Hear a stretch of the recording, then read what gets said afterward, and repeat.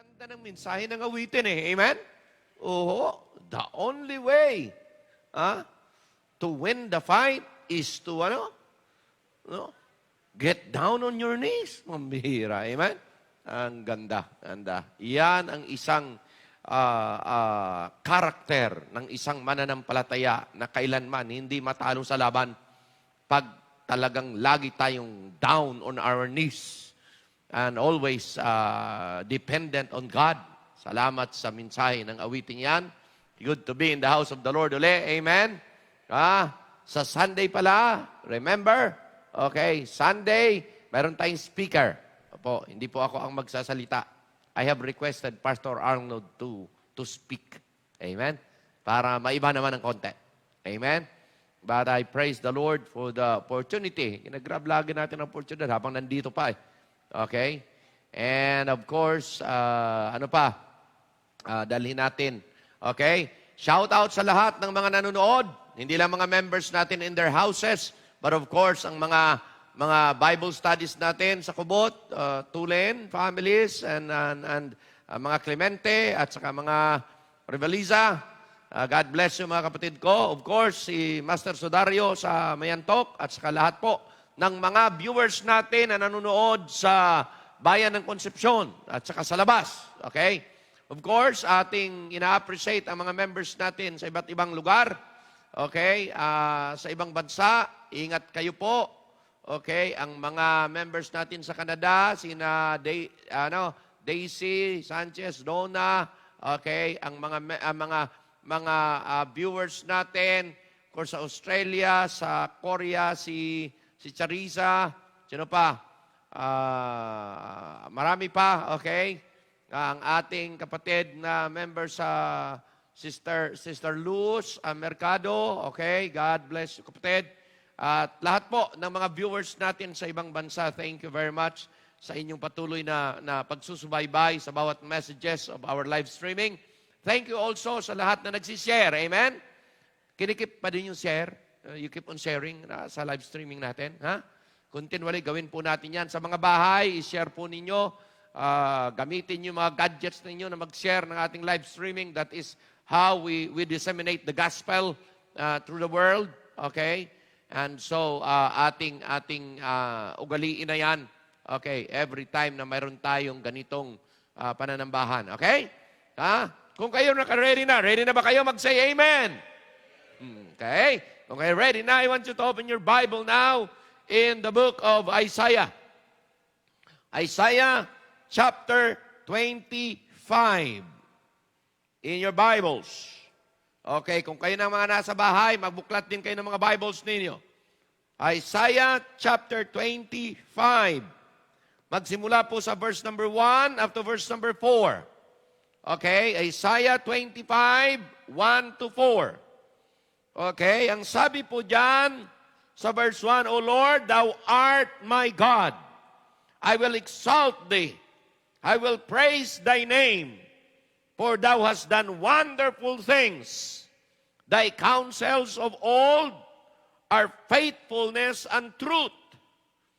For Thou hast made a city a heap, of a defense city a ruin, a palace of strangers to be no city. It shall never be built.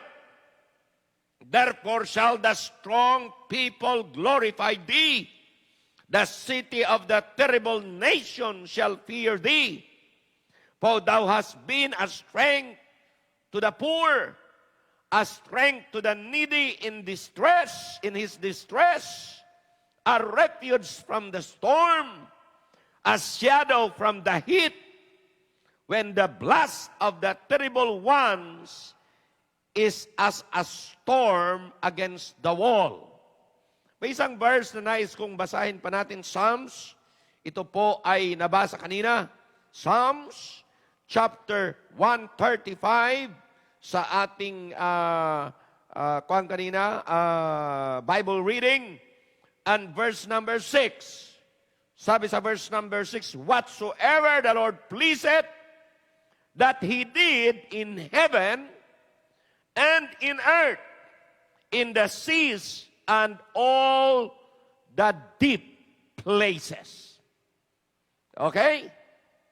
Tandaan po natin, mga minamahal ko, na ang ating Diyos na pinaglilingkuran at ang ating Diyos na sinasamba is the Creator of the heaven and earth, and He is in control of heaven and earth.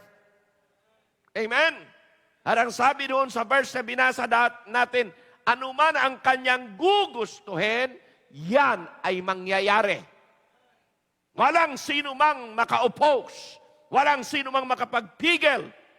Kaya po, ang sarap na tayo ay magtiwala sa Panginoon. Sa oras na ito, ang mensahe natin, pinamagatan kong sheltered safe within the arms of God. Actually, may karugtong pa dyan. Sheltered safe within the arms of God. Okay? Anong nangyayari? Sheltered safe within the arms of God in times of pandemic. Okay. Nagloko na naman yung ating kwan? Okay? Sige. Now, in this world, mga minamahal ko, sa mundong ito, there is no safe ground sa mundong ito. Maliban sa kamay ng Panginoon at sa kanyang kalooban. Yan ang safest place for all the believers. Therefore, everyone must recognize and trust in the sheltering hand of God as our shield, as our fortress, as our refuge, that when calamity comes, we are in a safe ground and we are secured. Come what may. Amen? Amen? At yun po ay kinakailangang i-recognize natin yan. Kung siya ang may hawak dito sa buong mundo at siya po ang may kalooban sa lahat ng mangyayari sa mundo, ang pinaka-safe natin, safest place natin. Ang buhay natin, ang kabuhayan natin, ang pamilya natin, ang lahat ng mga ginagawa natin, trabaho natin, business natin, lahat po ng ating mga ginagawa dito sa mundong ito. Magiging secured lang yan pag nandyan ang proteksyon, ang pag-iingat, at nandyan tayo sa perfect will ng Diyos. Amen? Today, at our present condition, makikita natin, and even tomorrow, as we continually face this pandemic of COVID-19 virus, mga kapatid, the only safety place is in the hand of God's protection. Amen ba? Okay? This chapter that we have read is the song of praise by the redeemed. Opo, yan po yan. Nandyan yan sa chapter 26. Okay? At alam niyo mga minamahal ko, ang mga redeemed, ang mga niligtas ng Diyos, ang mga naligtas, ang mga tao na kung saan binigyan ng Diyos ng kaligtasan, ay mga taong nasa safe place ni God. Basahin nga muna natin, Psalms 91, verses 1 to 9. Okay, ano sabi? He that dwelleth, where?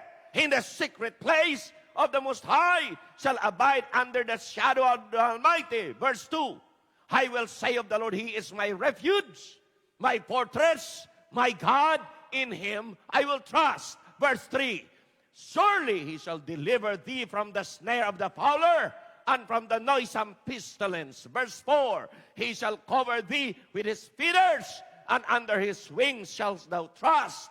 His truth shall be thy shield and buckler. Verse 5, thou shalt not be afraid of the terror by night. Ano ba? Nor for the arrows that flieth by day. Verse 6, nor for the pestilence that walketh in darkness, nor for the destruction that wasteth at noonday. Verse 7, 1,000 shall fall at thy side, and 10,000 at thy right hand, but it shall not come nigh thee. Sabi ng Panginoon yan, only with thine eyes shalt thou behold, and see the reward of the wicked. Verse number 9, okay, because thou hast made the Lord, which is my refuge, okay, even the Most High thy habitation. Ano sabi niya? There shall no evil befall thee, neither shall any plague come nigh in thy dwelling place. Anong sinasabi ng Panginoon dyan? Once na ang Panginoon ang siyang ating sheltering hand, we will be protected, we will be safe, we will be secured sa kanyang kamay at hindi tayo mapipenetrate na anumang evil sa ating kapanahonan. Amen? Yan ang sabi ng Panginoon. Verse number 11 and 12. Ano sabi? Hanggang 14. Tingnan natin. And 16. For he shall give his angels charge. Mayroon tayong gwardya. Hindi gwardyang inuupahan. Hindi gwardyang tao. Amen? Kundi mayroon tayong gwardya na ano? Ang bihira. Kung mayroong kalabang mga superpowers, abay mayroon din tayong protector superpowers din. He shall give his angel charge over thee to keep thee in all thy ways. Verse 12, they shall bear thee up in their hand, lest thou shalt dash thy foot against a stone. Verse number 15 and 16. Ano sabi niya? He shall call upon me, and I will answer him. I will be with him in trouble. I will deliver him and honor him. Verse 16, with long life will I satisfy him. Amen? Amen? And show him my salvation. So dito mga kapatid, pinapakita ng Panginoon na ang pinaka-safest place sa isang mananampalataya ay walang iba kundi nasa kalooban ka ng Diyos. Amen? Amen? Amen? Nandoon ka sa kanyang kamay, sa kanyang pagpuprotekta. Bakit po? Kahit na mayroong gwardya pa, sabi nga, ang ibang mga nakatira sa mga subdivision, mayroon talagang gwardya, hindi makapasok. Pero alam nyo, wala paling safetyness yan kung wala ang kamay ng Diyos na kumilos dyan. Amen, amen, amen. Okay. So sa oras na ito, mga minamahal ko, dadako tayo sa prinsipyo na nais kong ipaabot sa inyo. All believers and saved people must take their abode, their dwelling, their residence. Where? Under God's protection. Amen? Under God's protection, they must live a life of constant communion with God for their safety under His preservation. He is their home and we are at home with God. Amen? Amen? Dapat po sa mga tahanan natin yun talaga. Our places where we dwell should be what? Nandyan dapat si God. Si God dapat is there, dwelling. Para ano? Because alam nyo, pagkasama mo si God and you are dwelling with God, at home ka eh. Hindi lang at home, at peace. Amen? Amen? Okay? Now, nais kong ibigay sa inyo ang mga bagay-bagay, mga punto na nais kong i-present sa oras na ito. But bago tayo gagawa niyan, nais ko muna kayong hilingin, tumayo. Tayo tayong lahat. Manalangin tayo. Heavenly Father, Lord, maraming salamat po muli na we have already that assurance, we have already your word, who settle in our mind, ng aming isipan, ng aming heart, ang aming puso, was already captured, and we already recognize, Father God, na we are always in a safe ground. And we will not be worrying of what will be happening tomorrow, because alam po namin, you holds tomorrow. We will not be worrying about our situation at the present, Because you are with us in this present time. Oh Lord, thank you sa inyong pangako sa amin na pag kami magdwell sa inyo, ang tahanan namin nasa inyo, iingatan ninyo kami na walang makapenetrate na anumang evil sa aming lahat. Pagpalain nyo ang mga members na nandito ngayong oras na ito, ang mga mahal nila sa buhay na nasa bahay, ang some of our loved ones that are sa ibang lugar, Panginoon, ang aming mga viewers, I pray, Father, that you will be the one that will continually sustain us. At Lord, hawakan niyo ang aming mga buhay, ang aming mga tahanan, hawakan ninyo ang lahat na mayroon kami. Dahil sa inyo lamang kamay, kami, Panginoon, ay makapanalig at kami ay makakilos ng mapayapa, makakilos, Panginoon, ng normal dahil alam namin, hindi kayo magpapabaya sa amin. I-bless nyo ang lahat na nandito sa oras na ito at kiniklaim namin na ang bawat isang manood at makikinig ng mensaheng ito will really be blessed and be encouraged again. Realizing, Lord, that we are always sheltered in your arms and we are always secured and protected. Bless all of us today at kayo po ang maluwalhati in Jesus' name. Amen. Salamat po. You may be seated. Unang-unang nais kong i-emphasize sa mensahe pong ito. Sheltered safe within the arms of God is this. The calamity of the earth. Remember this. In this earth, you will always encounter calamities. That is normal, that is natural. Hello? Pero remember that the earth is in control by God. Amen? Amen? The calamities. Nabasa natin sa verse number, chapter 24, verse 1. Behold, the Lord maketh the earth empty, maketh it waste, and turn it, sabi niya, it upside down, and scattereth abroad the inhabitants thereof. Ganun ang Panginoon. Kaya niyang gawin yan. Okay? Verse number 2, and it shall be, as with the people, so with the priest, as with the servant, so with his master, as with the maid, so with her mistress, as with the buyer, so with the seller, as with the lender, or so with the borrower, as with the taker of usury, so with the giver of usury. Anong sinasabi ng Bible dyan? Pag ang Diyos magpadala ng calamity, sama-sama, damay-damay ang buong mundo. Walang mahirap, walang mayaman. Tingnan mo doon dumating ang pandemic na to.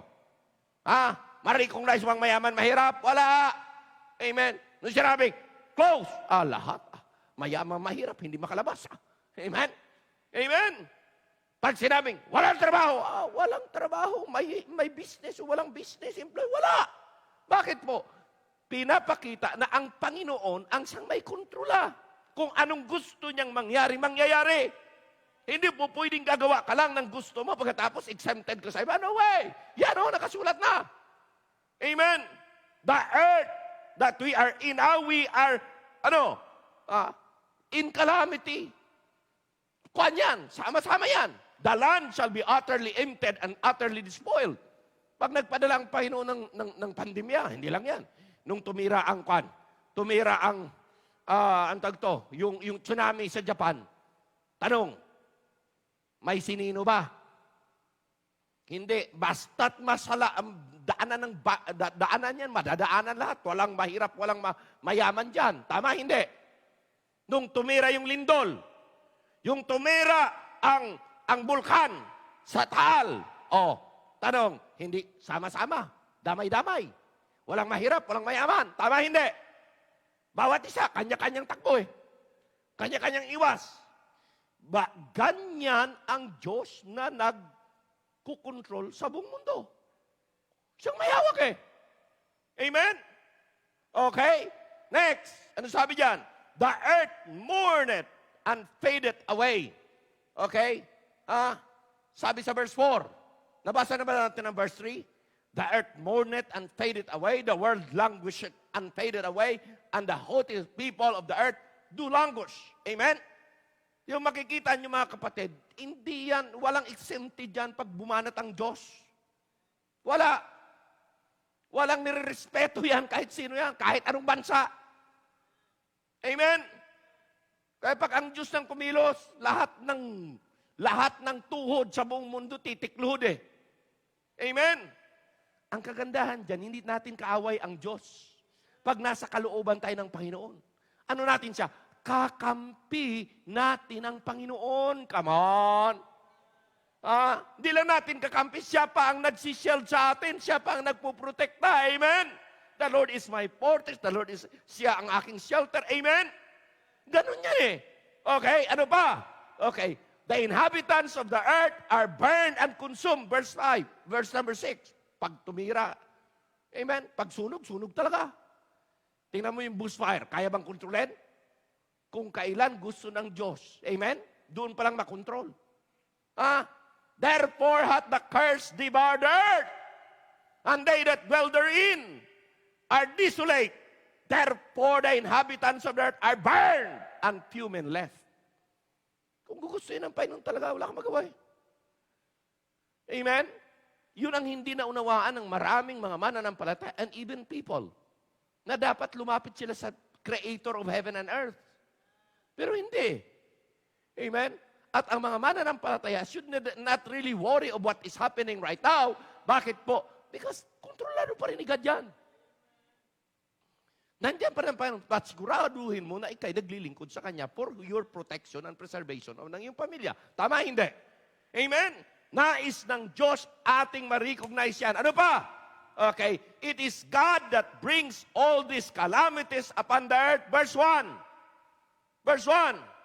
The Lord maketh the earth empty, maketh it waste, and turneth it upside down, scattereth abroad the inhabitants thereof. Who do that? God. It is God that can do that. Amen? Walang makagagawa niyan. Siya lang.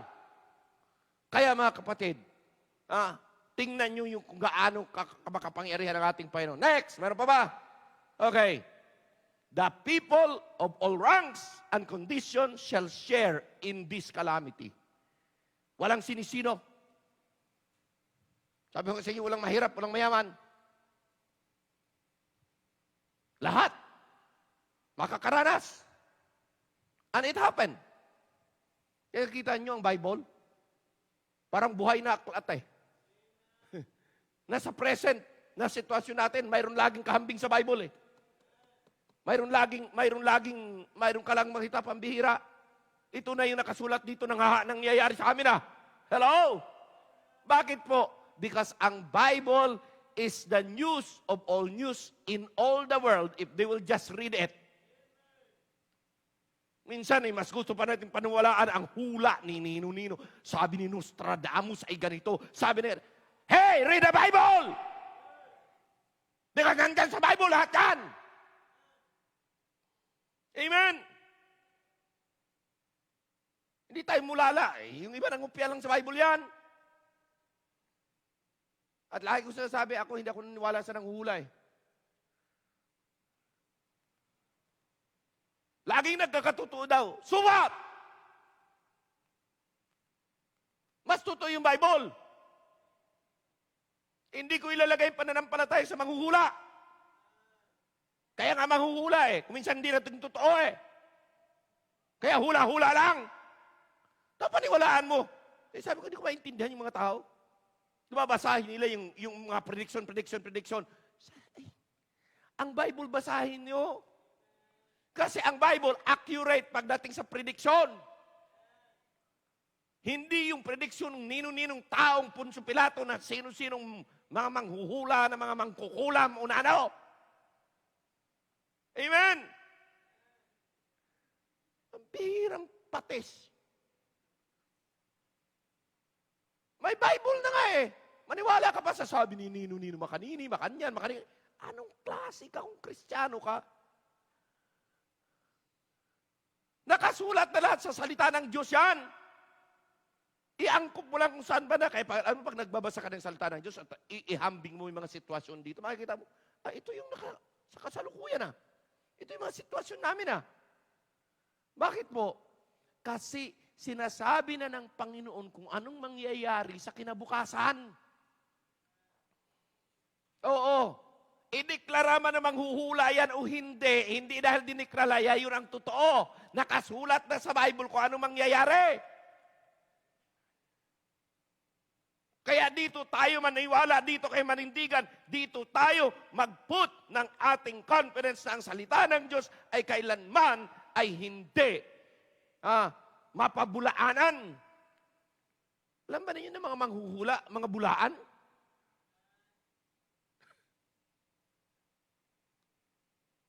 Amen? Tuloy pa. The sin of the inhabitants is the reason why calamities are happening on the earth. Nakita niyo yung mga lockdown na napag-aralan natin at mga challenges na nakita natin. It is always the fault of human being. It is always the result of human being departing from the laws of God, lumayo sa paraan ng Diyos, lumayo sa daan ng Diyos. Kaya nagkawindang-windang ang kanilang buhay kahit na bansa. Kala nyo nangyayari sa Amerika, hindi kalooban ng Diyos. Resulta yan ng ano? Ang mga tao at mga leader lumalayo sa Panginoon. Si Trump, binabalik niya lang eh. Pero ayaw ng mga taong bumalik sa Diyos. Ibinabalik yung Bible, ibinabalik ang... Naunawaan niyo ibig sabihin? Sabi ko nga sa ate ko, alam nyo, sa totoo lang, what is happening in America is also happening in the Philippines. Bakit po? Kopyado ng Pilipinas ang Amerika eh. Hindi lang worse pa, but sooner. Amen? Pero we will not be worrying about that. Bakit ho? May Panginoon kami. May Panginoon tayo. Amen? Ano man ang mga sitwasyon sa mundong ito, kontrolado ni God yan. Permitted yan happening because God has a purpose. At ang purpose yan, ang mga tao na malayo sa Diyos at nandoon na sa kanilang kalayawan, pinapabalik ng Diyos dahan-dahan, pinapabalik ng Diyos sa Kanya para sila'y magsisi. Verse 5. Nabasa na ba natin verse 5? Hindi pa. The sin of the inhabitants is the reason. Verse 5. 24:5. The earth also is defiled under the inhabitants thereof, because they have transgressed what? The laws, changed the ordinance, broken the everlasting covenant. Oh, yun ang dahilan eh. Kung sila sana'y lalapit lang sa Panginoon, sunod lang sa kalooban ng Diyos, sunod sa mga patakaran ng Panginoon, hindi mangyayari sa kanilang mga karumaldumal at mga kaguluhan. Pero hindi. Pwedeng maigi. Bakit po? Ganyan ang nangyayari sa mundo. Kasi ang majority sa mundo hindi Christian. Hello? Minority lang ang mga Kristiyano. Tama, hindi. Ang majority ay mga pagano. Some way, somehow, people in the world, kahit anong lahi man, mas nire-recognize nila ang ibang Diyos kaysa Diyos na may akda ng langit at lupa. Pwedeng pera ang kanilang Diyos. Pwede ang kanilang Diyos ay anumang mga bagay-bagay na nauuna kaysa Kanya. Hindi lang Diyos-Diyusan. So, dapat talaga ang buong mundo ang gagawin, bumalik kay God. Did you remember na ang isang bayan, diniklara na ng Diyos, ang bayang ito ay kailangan ma-destroyed, ang bayang ito ay mawasak. Anong bayan? Ninive! Pero padalhan muna ng propeta, pinadala si Jonah. Ayaw nga eh. Pero maniwala kayo, nung nag-repent ang pinakaking, ang pinakamataas hanggang sa pinakamababa, na-spare yung Nineveh. Tama, hindi? Bakit po? Kasi bumalik kay God. Yun lang naman ang kailangan eh. The earth should go back to God as their creator, as the creator. Amen? Oh, ano pa? Because of pride, judgment shall shall humble men's pride. Isaiah 26 verse 5. Ano sabi? For he bring it down them that dwell on high, the lofty city. Hello? Alam nyo, ang isang city na mayabang, tumaas. Bakit alam nyo po? Anong dahilan? Kasi karamihan ng tao ayaw na ng Diyos. Maraming bansa na pagbahagian mo ng salita ng Diyos, ang tingin nila sa iyo, you're low class, mababa ka. Bakit ho? Kasi nagbabahagi ka ng salita ng Diyos. Yung mga tao doon kasi, hindi nila kailangan ang Diyos kasi ang kailang buhay, maganda na. Abundansya, they have it all. Hindi kaya ganyan sa Amerika? Hindi kaya ganyan sa Australia? Hindi kaya ganyan sa Canada? Hindi kaya ganyan karamihan sa Italy, di ba? Sa London, ganyan. Bakit ganyan? Hindi kailangan nila ang Diyos. Bakit? Ang buhay nila maayos. Marangya. They have it all. Ayun ang sabi. They become what? People that are so high in their mind, in their heart. Nagpapakumbaba sa Diyos? Hindi. Kaya pasalamat pa rin tayo nandito sa Pilipinas. Opo. At alam nyo, kung minsan, ayaw ng Diyos iparana sa kanyang mga anak na talagang magiging sobrang wealthy. Kasi maya nakalimot. Kasi nakasulat naman talaga sa Diyos. Huwag kayong makalimot. Lest thou you have full house full of good things. You have all of this. Tama, hindi. Binibigyan na ng warning. Why? Nais ng Diyos i-recognize siya na wala siyang kapalit, wala siyang kapantay, at walang pwedeng makaka-level up sa kapangyarihan ng Diyos. Kung gugustuhin niya, gagawin niya, kahit na yan ay kakasira mo, kahit yan ay masakit sa'yo, kahit yan ay ikawawasak mo, gagawin ng Diyos para turuan kang bumaba. Amen? Natatanda natin, mga minamahal ko, ang ating Diyos ay Diyos na kung anong gugustuhin niya. Sige na, kung anong gugustuhin niya ay mangyayari. Amen? The cities will fail, desolation. Sabi sa verse number 10. By the reason of the plague. Kaya alam niyo, pinapadalhan tayo ng mga salot-salot eh. Bakit ho? Para matuto at magpakumbaba yung mga sino mang tao na hindi magre-recognize kay God as the creator of heaven and earth. Amen? By the reason of the plague. Yung pandemya na yan, plague yan. Pero sabi ko nga sa inyo, kahit may pandemya, kahit may COVID-19, walang katakot ang mga Kristiyano. Bakit? Protektado sila ng Diyos eh. Naalaala ninyo, ilang plague ang binanat ng Diyos sa Egypt. Pero kailanman, hindi kasali ang children of Israel. Exempted sila. Why? Why? Because secured ang lugar nila, protektado ni God. Amen? Kaya kinakailangan, doon tayo manangan. The cities will fail desolation by the reason of the plague. This is the calamitous state of the mankind of the earth. Pag binasa nyo yung 17 to 23, doon sa chapter 24. Ganyan ang sitwasyon.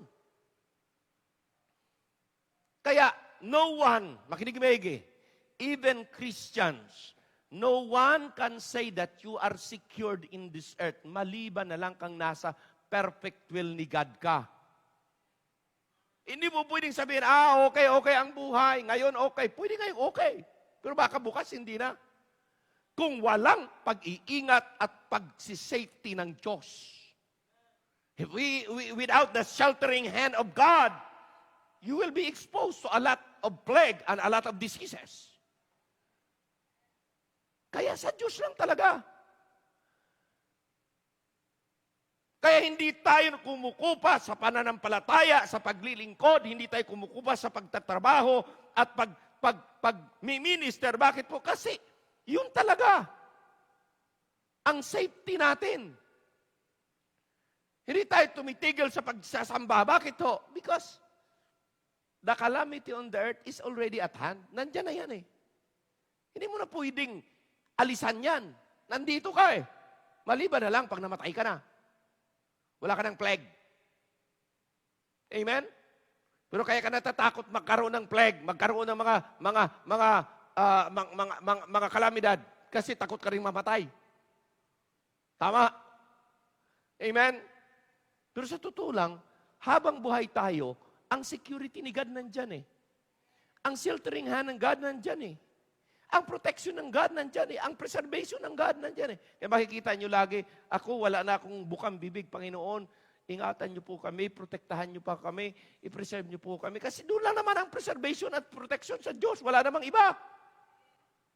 Kahit gaano pa pag-iingat mo, hindi limitado na, yan po ay limitado mga kapatid. Pero sa pagproteksyon ng Diyos, walang limitasyon talaga. Perfect yan. Tama hindi? Pangalawa na nais kong emphasize ito, the comfort. Ay, ang ganda. No? Una, the calamity sa mundo. Pag titingin ka dyan, pero ang kagandahan eh, yung sabi ko, the comfort eh. The comfort of the saints. Chapter 25. That is 1 to 4. Nandyan yung comfort ng Panginoon sa atin, ng mga mananampalataya. Kahit na may kalamidad sa paligid, sa buong mundo, may comfort ako. Saan? Sa Diyos. Bakit? Ano sabi niya? O Lord, Thou art my God. I will exalt thee, I will praise thy name, for thou hast done wonderful things. Thy counsel of old are faithfulness and truth. Amen? Yan ang kagandahan natin. Okay? For thou hast made up a city of a defense city, a ruin. Gawa ng Diyos yan eh. Kaya ano pang pagprotekta ng inumang syudad? Pag i-expose ng Panginoon yan, wala. Masisira pa rin yan. Pero kahit na syudad na yan, expose, pagprotektahan ng Panginoon yan, hindi talaga maano yan. Tingnan mo po ang ginagawa ng Panginoon sa children of Israel. Kaliit-liit lang nila. Kaya nila makapagsukupa sa mga bansa sa paligid. Bakit ho? Kung walang divine intervention, talo sila yan eh. Hindi sila mananalo. They are in the minority. They are just a small nation, a small city. Pero mga kapatid, bakit hindi sila naaano? May Diyos kasi. Are you with me? Ngayon, kung tayo ay may Diyos na nag-iingat sa atin, paano? Di tayo maaano. Amen? Ha? Ha? Okay, tingnan natin noon. Balik doon. Okay, una, say to the righteous saints, it shall be well with them. Verse 1. They have singing, not sighing. Amen? Yan ang kagandahan eh. Ha? Ang mundo, umiiyak. Tayo, ay ano? Kumakanta. Bakit to? Kasi, yun ang sabi ng Panginoon eh. Verse 1. Okay?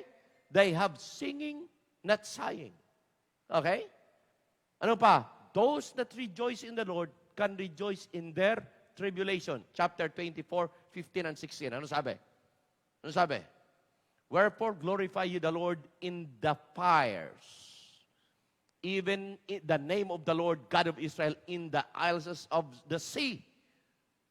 From the uttermost part of the earth have we heard songs, even glory to the righteous. But I said, my leanness, woe unto me, the treacherous dealers have dealt treacherously, ye, the treacherous dealers have dealt even treacherously. Alam niyo, mga tao sa mundo, ganun talaga. Panlukuhan dito, lukuhan doon. Panlililang dito, panlililang doon. Yun ang sa mundo. Pero salamat sa Diyos, mayroon tayo. Nagpapasipay. Nagbabalance ng buhay. Hindi ka maluluko. Protektahan ka ng Panginoon. Tama hindi? Okay? Kaya sabi, say to the saints, shall be well with them. Bakit po? The world are sighing, but God's people are singing and praising Him. Amen? Okay? Those that rejoice the Lord can rejoice in their what? Tribulation. Next.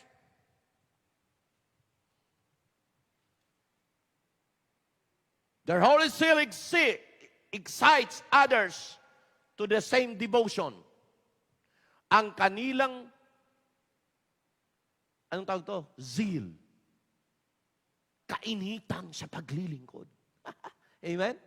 Ang kanilang burning desire, ang kanilang affection, ang kanilang talagang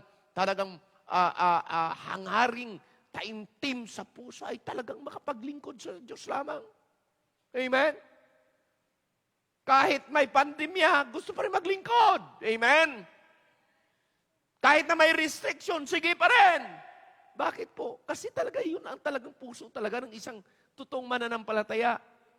Ayaw niya makaligtaan na lahat. Ayaw niyang makaligtaan ang paglilingkod niya sa Panginoon. Sana ganyan ang inyong heart's desire. Tayong lahat na nakikinig sa mensaheng, sana yan ang ating pinaka-foremost zeal and desire na walang ibang pinaka-fulfilling sa buhay nito, makapaglingkod sa Diyos lamang. Pag walang paglilingkod, hindi ka fulfilled, hindi ka satisfied. Amen? Tandaan niyo po yan, mga kapatid. Next, we must exalt God and praise Him for His wonders and faithfulness sa atin. Nandyan ang katapatan ng Diyos. Di nagkukulang. At yan ang comfort natin, mga minamahal ko. Amen? Okay? He has released them from their distress, strengthened and sheltered them from their storms. Verse 4. Ano sabi sa verse 4? 25:4, for thou hast been a strength to the poor, a strength to the needy in his distress, a refuge from the storm, a shadow from the heat, when the blast of the terrible ones is as a storm against the wall. Ano? Nandiyan ang Panginoon. Na kinukontrol lahat. At alam niyo mga kapatid, yun ang sinasabing, yung distresses ng iba, iti-turn ng Panginoon na favor sa'yo. Hindi mo magagawa yun eh. Nakikita mo ang lahat ng mga plagues, tapos iti-turn ng Panginoon na ikaw, okay lang. Kaiba. Yan ang pagkikilos ni God. At tandaan niyo po, hindi kayang palitan at bayaran ng material na bagay yan. Hindi kayang palitan ng pera yan. Hello? Makikinig. Kaya gaano karami pa ng pera ng tao, pag ikay walang kapayapaan, walang kwenta pera mo. Amen? Kahit gaano pa kasarap yung pagkain mo yan, pag ikaw ay walang joy, walang peace, maniwala ka. Hindi masarap yan, kahit gaano kasarap pa yan. Pero kaya pa kamukamuti ka lang. Amen? Papabu-pabu. Pabukas. Pabu-pabu. Pabukas. Sabi na, tatarget-target. Yung pala, asin. Masaya pa rin. Ang sarap po rin. Mayroon kang Indian mango na mayroong alamang na pag ginaganyan mo, crunchy, kaya ang sarap na kung maniwala ka. Tuluwawa. Yung iba. Bakit ho? Ganun kasimple ang buhay. Tapos banatan mo ng kanin, mapaparami ka talaga kain. Tama hindi. Ganun kasimple buhay. Ay, nako. Masarap yung mga pagkain na walang kimikal kaysa mga fast food. Kaso lang nasanay lang mga kabataan natin ng fast food. Kaya ang nangyayari, fast life din. Ang bilis tumanda. Why? You cannot enjoy the simple life. Pinapakita nila, may saging, may kamote, may ganito, may ganyan. Tapos sabi, like it. Hindi nyo malike, no? Sabi nung magla-like. Bakit? Kasi hindi nyo kinakain. Ito daw pagkain ng mga mahihirap. Hey, iyan ang pagkain ng mga healthy. Amen? Simple ang buhay. You enjoy it. Oh, ganun lang po. Nako. Tapos, saka, taas-taas ng standard of living, punong-puno ka ng stress. Punong-puno ka ng distress. Punong-puno ka ng kaguluhan na ang mga dapat enjoyin mo, hindi mo na nai-enjoy. ang buhay mo ay puro endurance, puro struggles, na sa iyong buhay, makikita sa iyong mukha ang pangit mo. Bakit po? Kasi hindi mapanatag ang loob eh. Pero maniwala ka sa mga Kristiyano. Amen? Tingnan nyo ang katabi nyo, kung gumaganda pa rin o pumapangit. Amen? Di ba? Anong buhay? Ganun kasimple lang. Huwag kayong mag-aim so much na kung saan hindi pa panahon kasi madi-discourage lang kayo. Enjoy lang kung ano mayroon right now. Pag dinagdagan ni God, thank you Lord. Amen. Lalo kang pangiti ng kamiti habang pinagpapala. Pero huwag kang gusto mo agad, biglaan, biglang yaman, biglang hirap naman. Ay, hindi ganun. Hindi ganun ang buhay. Simple lang ang buhay. Okay? Tatandaan nyo yan. Ano pa? I-release ka ng Diyos sa ito, documentation of the faithful. Yan ang namang kagandahan. May comfort para sa mga mananampalataya. Pero mayroong tinatawag, commendation naman. Saan? Sa mga matatapat. Saan matatagpuan yan? Chapter 26. Diyan tayo sa chapter 26. In that day, what? This song be sung in the land of Judah. We have a strong city. Salvation will God appoint to the walls and bulwarks. Tuloy, verse 2. Open ye the gates that the righteous nation which keepeth the truth may enter in. Oh. Thou wilt keep him in perfect peace, whose mind is stayed on thee, because he trusted in thee. Ganun dapat ang mga believers. Amen? Mga minamahal ko, itong kailangan natin. Amen? Thou wilt what? Keep him in perfect. Verse 4. Verse 4. Trust ye in the Lord forever. For in Him, the Lord Jehovah is everlasting strength. Pambihir. The Lord Jehovah is my strength. He is my, what? Sustainer. Kaya, trust in Him. Oh, binasa nyo yan. Yan na yung songs. Okay? Una, nais ko ipakita sa inyo dyan. This is now the exaltation, triumph song of all the winners that was victorious in God's salvation. Yan tayo. Yan po ang ating songs. Yan po ang pasasalamatan natin. Number 2, the favor of God is the security. Secured ka na.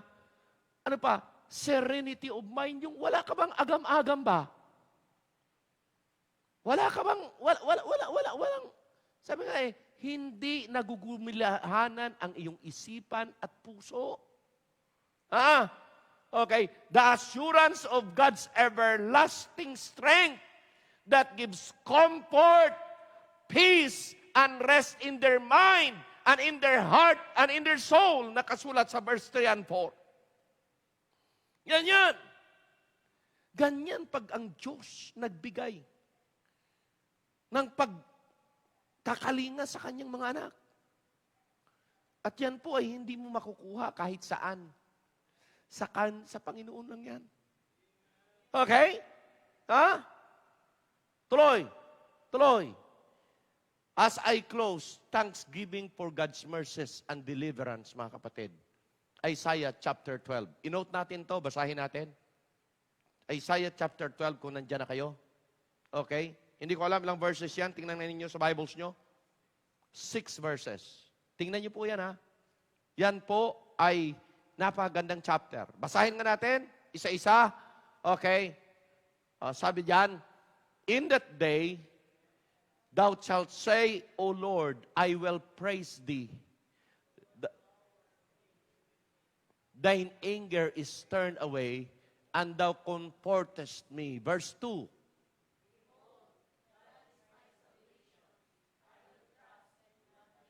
Amen?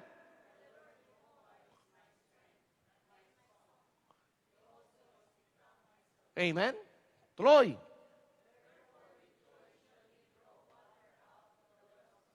Verse 4.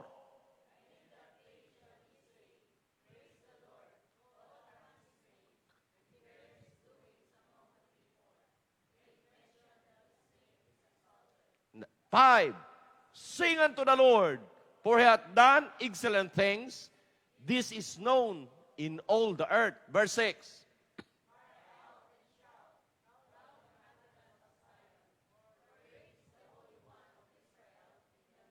Amen, amen, amen.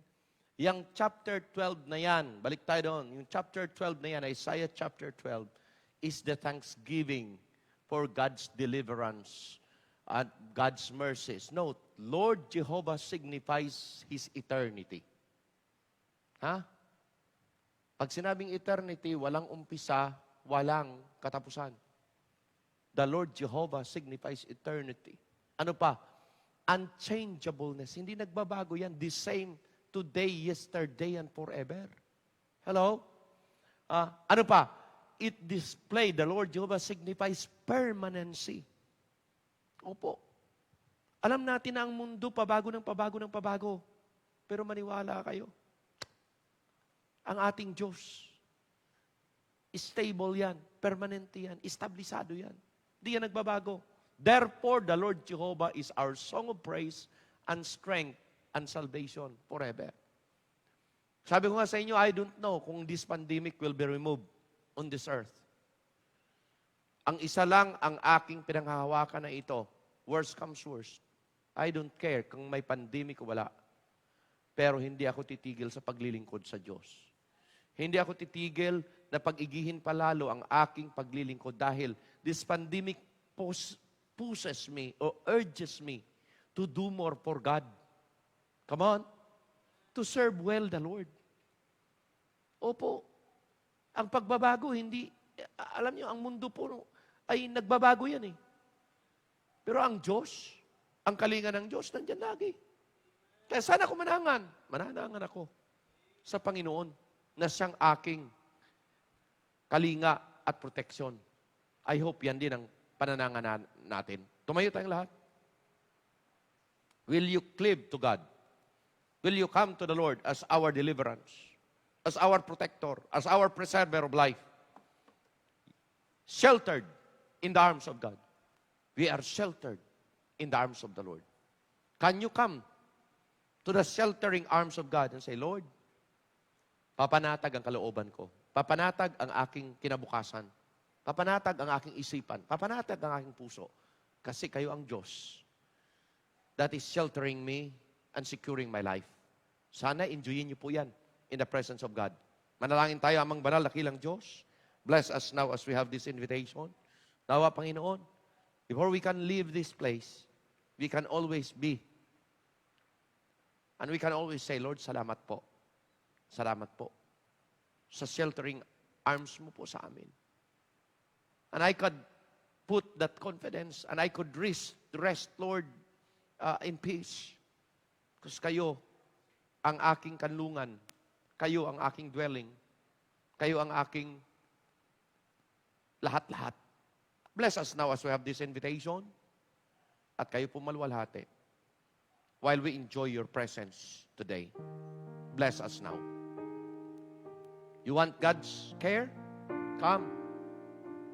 Kausapin yung Panginoon. Lord, hindi ako mag-worry kahit na may pandemya. Hindi ako matatakot. Panginoon, ipagkatitiwala ko sa iyo lahat ng aming kabuhayan. Pagkakatiwala ko sa iyo lahat ng mga kaibigan ko. Lahat ng mga mahal ko sa buhay. Lahat ng mga trabaho ng aking pamilya, mga anak, ingatan niyo po. Salamat po sa sheltering hand ninyo. I may not be able to touch them kasi nasa ibang lugar sila, pero itatouch mo sila, Panginoon. Because nandyan ako. na nagtitiwala sa iyo. Isipin na ninyo lahat na pwede niyo ipagkatiwala sa Diyos. In His sheltering arms, always nandyan yung safety. Nandyan yung preservation. Nandyan sa sheltering hand ni God ang kailangan natin lahat upang kahit anumang plague, kahit anumang salot, kahit anumang difficulties, kahit anumang troubles, will never hinder us, will never weaken us. Rather, it will draw us closer to God. It will build our confidence more. Because we have a God who is in control and made a promise. He has a commendation sa mga matatapat. Make your life a faithful life to God. At hindi ka niya bibiguin sa lahat ng sasabihin mo, sa lahat ng ipagtitiwala mo sa Kanya. Nung sabi niyan whatever I have entrusted unto Him on that day, He keep it all. At yan po ang confidence natin, mga mahal ko. Yan po tayo, manangan. Yan pong yakapin natin ang Panginoon natin. At kikilos ang Diyos higit sa magagawa natin. I remember the time ng kapatid ko ay nasa critical na sitwasyon. Hindi ko mayakap, ang magawa ko lang umiyak. Pero nagtiwala kami sa Diyos lahat. And kumilos ang Diyos.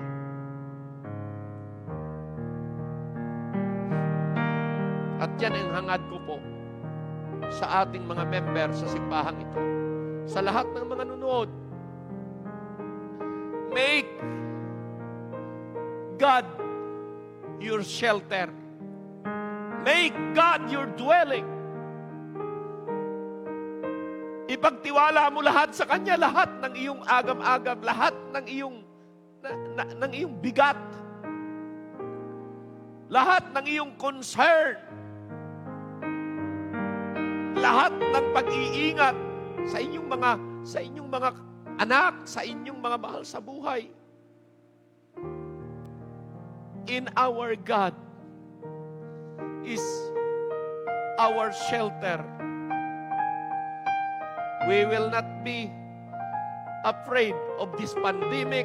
We will not be down because of this situation that we have. At yan ho ang ating privilege bilang mga mananampalataya. Heavenly Father, Lord, thank you po. Sana sa pagitan ng mensaheng ito, lalo kaming nabigyan ng tatag, nabigyan ng lakas, nabigyan po ng tibay na sa inyo wala kaming pangamba. Na sa inyong kalinga, wala kaming iwo-worry, wala kaming hindi kami masistress, hindi kami, Panginoon, put down dahil kayo ang Diyos na siyang may alaga sa amin at kumikilos higit sa magagawa namin. I pray, Lord, that you bless each one na nandito, ang mga nasa bahay, those who are listening, Lord, will really be encouraged. Thank you po. We give you back all the glory, all the honor. For this all I pray in Jesus' name, and all the people say, Amen and Amen.